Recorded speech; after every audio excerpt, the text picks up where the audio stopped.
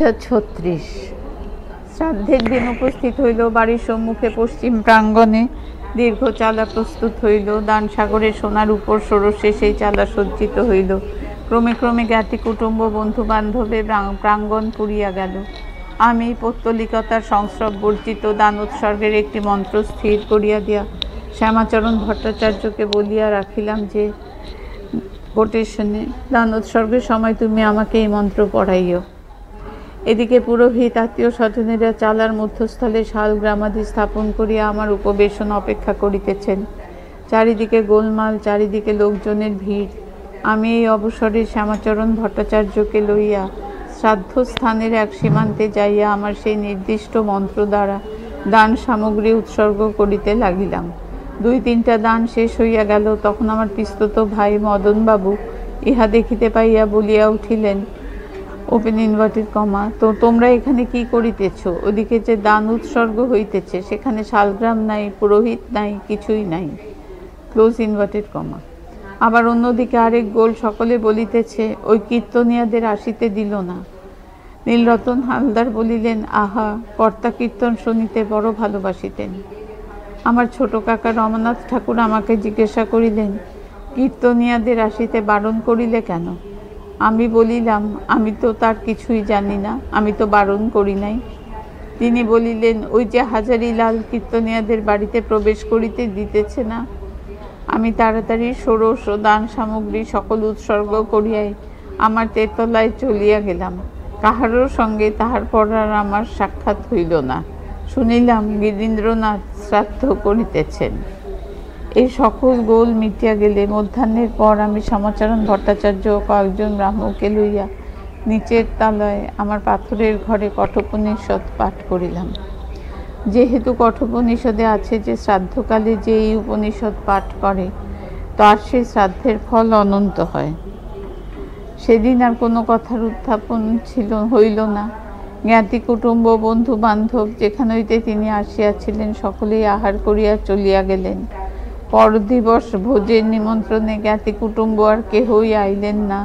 তাহারা সকলে আমাকে ত্যাগ করিলেন। আমার খুড়তো ভাই, জ্যাঠতো ভাই ও আমার চারি পিসি আমার সঙ্গে যোগ দিয়া রহিলেন।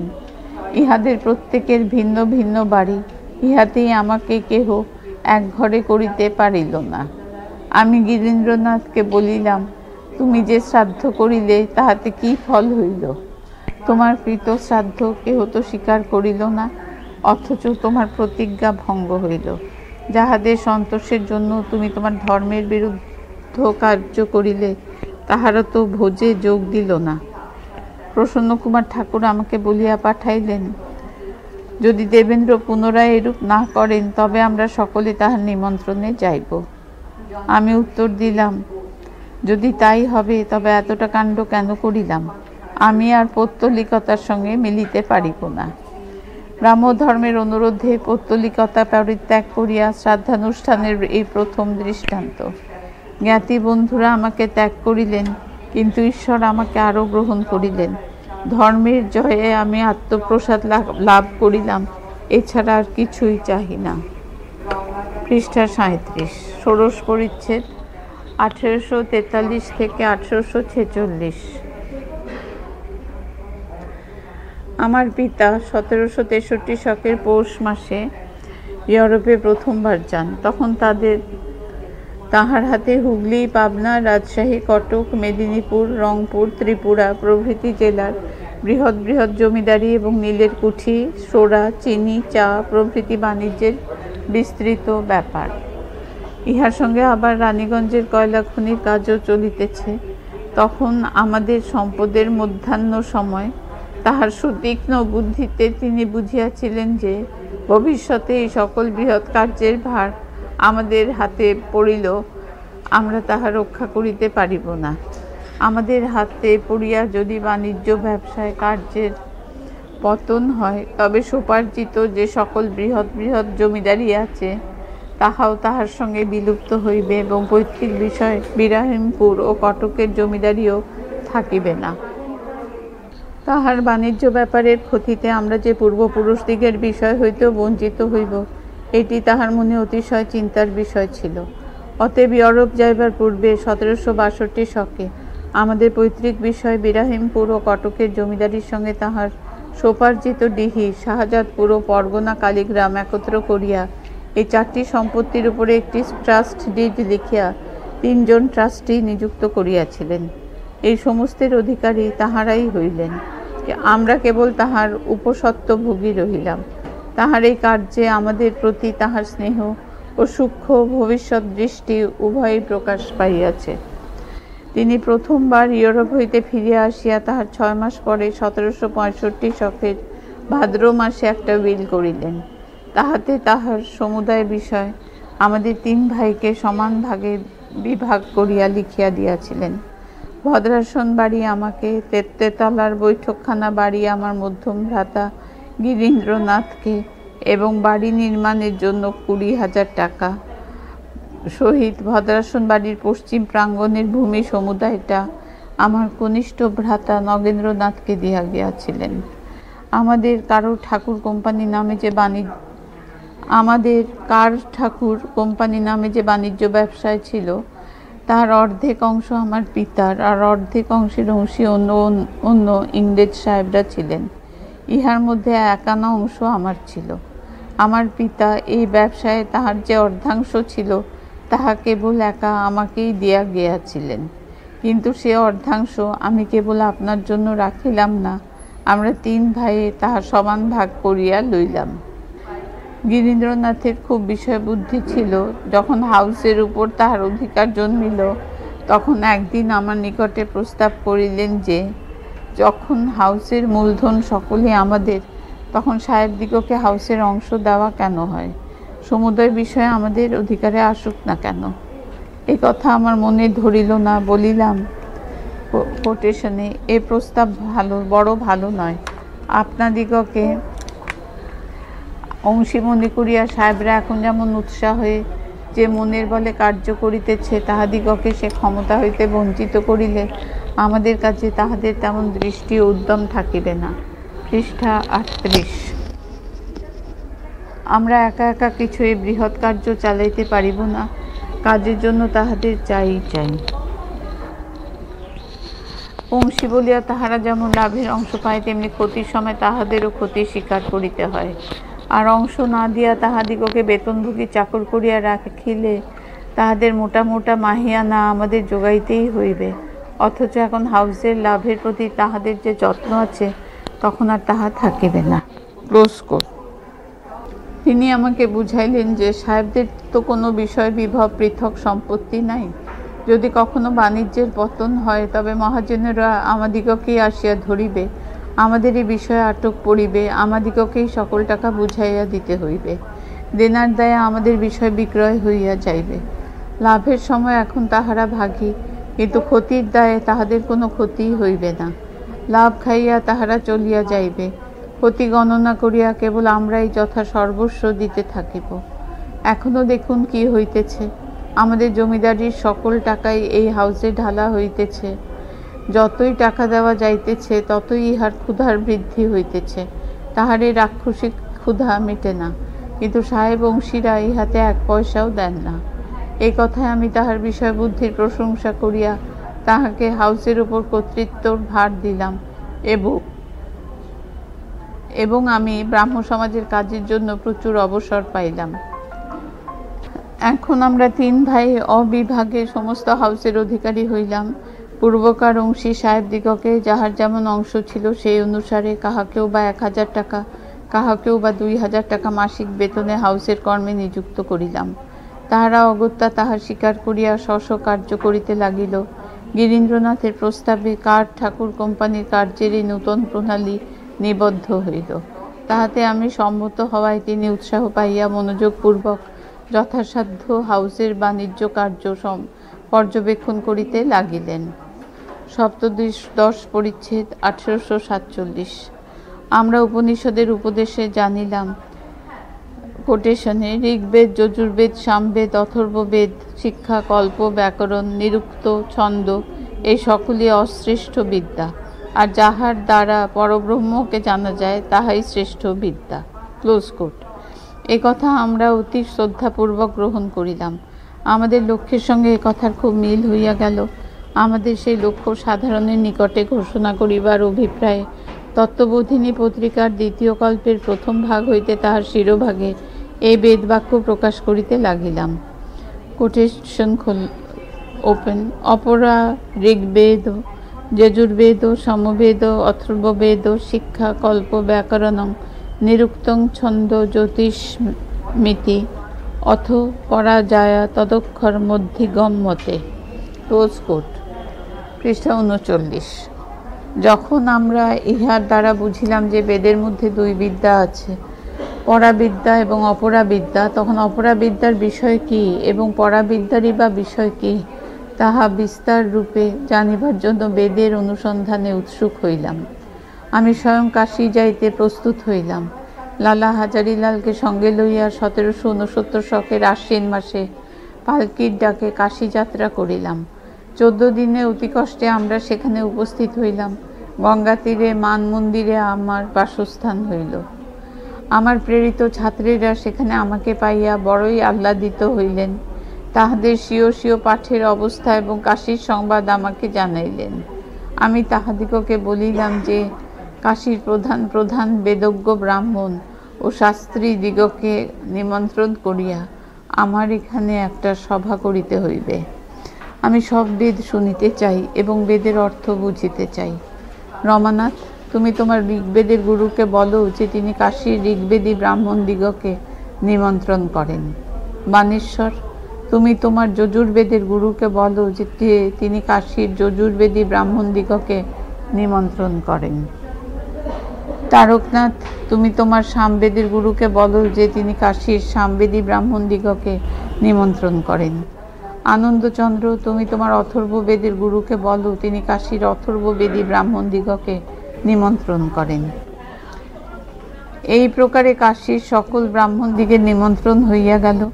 কাশীতে একটা রব উঠিল যে বাংলা হইতে কে একজন শ্রদ্ধাবান যজমান আসিয়াছেন। তিনি সমস্ত বেদ শুনিতে চান। বিশ্বেশ্বরের পাণ্ডা আমার নিকটে উপস্থিত হইলেন ও আমাকে বিশ্বেশ্বরের মন্দিরে লইয়া যাইবার জন্য আগ্রহ প্রকাশ করিলেন। আমি বলিলাম, আমি এই তো এই বিশ্বেশ্বরের মন্দিরেই আছি, আর কোথায় যাইব? আমার কাশী পৌঁছিবার তৃতীয় দিবসে প্রাতঃকালে মান মন্দিরের প্রশস্ত গৃহ ব্রাহ্মণে ব্রাহ্মণে পূর্ণ হইয়া গেল। তাহাদের সকলকে 4 পংক্তিতে বসাইলাম। ঋগ্বেদের 1 পংক্তি, যজুর্বেদের 2 পংক্তি এবং অথর্ববেদের 1 পংক্তি। সামবেদী 2টি মাত্র বালক, তাহাদিগকে আমার পার্শ্বে বসাইলাম। তাহারা নূতন ব্রহ্মচারী, এখনও তাহাদের কর্ণে কুণ্ডল আছে, তাহাতে তাহাদের মুখের বড় শোভা হইয়াছে। বানেশ্বর চন্দনের বাটি লইলেন, তারকনাথ ফুলের মালা লইলেন, রমানাথ কাপড়ের থান লইলেন এবং আনন্দচন্দ্র 500 টাকা লইলেন। ব্রাহ্মণের ললাটে বানেশ্বর যেমন চন্দনের ফোঁটা দিলেন, অমনি তারকনাথ তাহার গলায় ফুলের মালা দিলেন। রমানাথ তৎপরে তাহাকে 1খানা থান কাপড় দিলেন। অবশেষে আনন্দচন্দ্র তাহার হস্তে 2টি টাকা দিলেন। এইরূপে প্রত্যেক ব্রাহ্মণকে ফোঁটা, মালা, কাপড় ও মুদ্রা বিতরিত হইল। ব্রাহ্মণেরা এই পূজা গ্রহণ করিয়া প্রবিষ্ট হইয়া বলিলেন, कोटेशने, जजमान बड़ा श्रद्धावान है, काशी में ऐसा कोई क्या नहीं। Close quotation. আমি জোর হস্তে বলিলাম, এখন আপনারা বেদ পাঠ করিয়া আমাকে পবিত্র করুন। ঋগ্বেদী ব্রাহ্মণেরা সকলে মিলিয়া অতি উচ্চ স্বরে উৎসাহ সহকারে অগ্নিমেডে পুরোহিতং পাঠ করিলেন। তাহার পরে যজুর্বেদীরা যজুর্বেদ আরম্ভ করিলেন। যেই তাহারা ঈশেত্বা উজ্জেত্বা পাঠ ধরিলেন, অমনি একজন ব্রাহ্মণ বলিলেন, যজমান হামকো অপমান কিয়া। আমি বলিলাম, কিসের অপমান? তিনি বলিলেন, কৃষ্ণ যজু प्राचीन যজু है, उसका सम्मान आगे नहीं हुआ, उसका पाठ आगे नहीं हुआ, हम लोगों को अपमान हुआ। পৃষ্ঠা 40। আমি বলিলাম, তোমরা আপোষে এই বিষয়ে মিটমাট করিয়া লও। এখন এই 2 দলে বিবাদ বাঁধিয়া গেল, কে আগে পড়িবে। আমি যখন দেখিলাম তাহাদের বিবাদ আর কোনো মতে মিটে না, তখন আমি তাহাদের 2 দলকেই একত্রে পড়িতে বলিলাম। এই কথায় তাহারা সন্তুষ্ট হইয়া 2 দলেই উচ্চ স্বরে গোলমালে পড়িতে লাগিলেন। কিছুই বুঝা যায় না। তখন আমি বলিলাম, তোমাদের দুই দলেরই তো মান রক্ষা হইল, এখন একদল নিরস্ত হও, একদল পাঠ করো। তখন প্রথম শুক্ল যজুর পাঠ হইয়া পরে কৃষ্ণ যজুর পাঠ হইল। যজুর্বেদ পাঠ করিতে অনেক সময় লাগিল। সামবেদী বালকদের সামগান শুনাইবার বড় উৎসাহ। যজুর্বেদ পাঠের বিলম্বে তাহারা অস্থির হইয়া পড়িল। যজুর্বেদ পাঠ শেষ হইলেই তাহারা আমার মুখের দিকে তাকাইল। আমি বলিলাম পড়ো। অমনি তাহারা দুইজনে সুমধুর স্বরে ইন্দ্র আয়াহে সামগান ধরিল। এমন সুমিষ্ট সামগান আমি আর কখনো শুনি নাই। সর্বশেষে অর্থবেদীরা পড়িলেন এবং সভা ভঙ্গ হইয়া গেল। এটা আবার পড়ছি। সর্বশেষে অথর্ববেদীরা পড়িলেন এবং সভা ভঙ্গ হইয়া গেল। সভা ভঙ্গের পরে ব্রাহ্মণেরা আমার প্রতি সদয় হইয়া বলিলেন कोटेशने जजमान एक ठू ब्राह्मण भोजन दीजिए, एक ठू उद्यान में हम लोग सब मिलके भोजन करेंगे। Close quote. आमी ताहादेर कथाय उत्तर दीते ना दीते तारकनाथ आमाके काने काने बलिलेन, इहादेर आबार ब्राह्मण भोजन आमादेर सकलेई जोगाइते हइबे और इहारा एक मयदाने एक एकटा चौका खाटिया स्वतंत्र स्वतंत्र खाइबेन। इहाते आमादेर कि हइबे? ए तो आमादेर मतो ब्राह्मण भोजन नय जे आमरा राधिया দিব ताहारा खाइबेन। आरेकजन ब्राह्मण आमाके बलिलेन कोटेशने आमादेर एखाने शीघ्र एकटा यज्ञ हइबे, आपनि यदि ताहा देखिते जान तो देखिते पाइबेन। आमी बलिलाम आमी तो इहारी जन्य एखाने आसियाछि। तिनि बलिलेन कोटेशने हम लोगों के जंगों में पशु वध नहीं होता है, पिठाली में पशु निर्माण करके हम लोग यज्ञ करते हैं। Close coat. आर दिक हইতে কতগুলি ब्राह्मण বলিয়া उठिलेन ओपन कोट, जिस यज्ञ में पशुवध नहीं वो यज्ञ क्या यज्ञ है? वेद में है से तो माल भेत से छागल को बध करेगा। Close quote. आमी देखिलाम यज्ञेतेও दलादली आछे। যাহা হোক ব্রাহ্মণেরা সন্তুষ্ট হইয়া গৃহে ফিরিয়া গেলেন। সেখানকার একজন শুদ্ধ সত্য ব্রাহ্মণ মধ্যাহ্নে অন্ন ব্যঞ্জন আনিয়া আমাকে ভোজন করাইলেন। আবার অপরাহ্ন ৩টার সময় কাশীর শাস্ত্রজ্ঞ পণ্ডিতেরা শাস্ত্রালোচনার জন্য মান মন্দিরে আসিলেন। তাহাদের সভায় বেদের জ্ঞানকাণ্ড কর্মকাণ্ড এবং অন্যান্য শাস্ত্রের তর্ক বিতর্ক হইল। কথা প্রসঙ্গে আমি তাহাদিগকে জিজ্ঞাসা করিলাম যজ্ঞে পশুবধ বেদ বিহিত কিনা। তাহারা বলিলেন পশুবধ না করিলে কখনো যজ্ঞ হয় না। এই প্রকারে পণ্ডিতগণের সহিত শাস্ত্রালোচনা হইতেছে। এমন সময়ে কাশীর রাজবাড়ির একজন বাবু ব্র্যাকেটে বাবু বলিলে রাজার ভ্রাতাদিগকে বুঝিতে হইবে ক্লোজ ব্র্যাকেট আসিয়া আমাকে বলিলেন কোটেশন ওপেন, মহারাজের ইচ্ছা যে আপনার সহিত তাহার একবার সাক্ষাৎ হয়। Close quote. আমি তাহার এই নিমন্ত্রণ গ্রহণ করিলাম। পরে সভা ভঙ্গ হইল এবং শাস্ত্রীরা টাকা বিদায় লইয়া বাড়ি গেলেন। একজন শাস্ত্রী বলিলেন ओपन कोट, आपका दान ग्रहण करके हम लोग तृप्त हुए। काशी में शूद्र का दान लेने से शरीर रोमांचित होता है। पृष्ठा 41। परदिने সেই বাবু আসিয়া আমাকে সঙ্গে করিয়া কাশীর পরপারে রামনগরে লইয়া গেলেন। রাজা তখন বাড়িতে ছিলেন না। বাবু আমাকে রাজার ঐশ্বর্য দেখাইতে লাগিলেন। ঘরগুলান ছবিতে আয়নাতে ঝাড়লণ্ঠনে গালিচা দুলিচায় মেজ কেদারায় দোকানের ন্যায় ভরা রহিয়াছে। আমি এদিক ওদিক দেখিয়া বেড়াইতেছি। দেখি যে আমার সম্মুখে দুইজন বন্দী রাজার যশগান ধরিয়াছে। সেই স্বর অতি মনোহর। ইহাতে রাজার আগমন সংবাদ বুঝিলাম। তিনি উপস্থিত হইয়াই আমাকে সমাদরে গ্রহণ করিলেন এবং তাহার সভাতে লইয়া গেলেন। অমনি সেখানে নৃত্যগীত আরম্ভ হইল। তিনি আমাকে একটি হীরার অঙ্গুরী উপহার দিলেন। আমি অতি বিনয়ের সহিত তাহা গ্রহণ করিয়া তাহার নিকট হইতে বিদায় লইলাম। তিনি বলিলেন कोटेशन ओपन, आपके साथ मिलने से हमको बड़ा आनंद हुआ। दशमी की रामलीला में आप जरूर आना। Close quote. আমি তাহাকে অভিবাদন করিয়া সূর্যাস্ত সময়ে কাশী ফিরিয়া আসিলাম। আবার রামলীলার দিন রামনগরে উপস্থিত হইলাম। দেখি রাজা মস্ত একটা হাতিতে বসিয়া আলবোলা টানিতেছেন। তাহার পিছনে ছোট একটা হাতিতে তাহার হুকাবর্দার একটা হীরার আলবোলা ধরিয়া রহিয়াছে। আর একটা হাতিতে রাজগুরু গেরুয়া কাপড় পরা মৌনী, পাছে কথা কহিয়া ফেলেন, এজন্য তাহার জিহ্বাতে একটা কাঠের খাপ দেওয়া রহিয়াছে। ইহাতেও তাহার আপনার উপরে নির্ভর নাই। চতুর্দিকে কর্নেল জর্নেল সৈন্যধ্যক্ষেরা এক এক হাতিতে চড়িয়া রাজাকে ঘেরিয়া রহিয়াছে। আমিও চড়িবার জন্য একটা হাতি পাইলাম। আমরা সকলে মিলিয়া সেই রামলীলার রঙ্গভূমিতে যাত্রা করিলাম। মেলায় গিয়া দেখি যে সেখানে লোকে লোকারণ্য, যেন সেখানে আরেকটা কাশী বসিয়াছে। সেই মেলার এক স্থানে একটা সিংহাসনের মতো, তাহা ফুলে ফুলে সাজানো, উপরে চন্দ্রাতপ। সেই সিংহাসনে একটি বালক ধনুর্বাণ লইয়া বসিয়া রহিয়াছে। লোকে যাইয়া তাহাকে ঢুস ঢুস করিয়া প্রণাম করিতেছে। এক্ষেত্রে তিনি অযোধ্যাপতি রামচন্দ্র। খানিক পরে যুদ্ধক্ষেত্র। একদিকে কতগুলো সংরাক্ষস, তাহাদের কাহারো কাহারো মুখ উটের মতো, কাহারো ঘোড়ার মতো, কাহারো বা ছাগলের মতো। কাতারে কাতারে তাহারা সকলে দাঁড়াইয়া পরামর্শ করিতেছে। ঘোড়ার মুখ উটের কানের কাছে, উটের মুখ ছাগলের কানের কাছে যাইতেছে, এই রূপে পরস্পর কানাকানি করিতেছে। ভারী একটা যুদ্ধের পরামর্শ হইতেছে।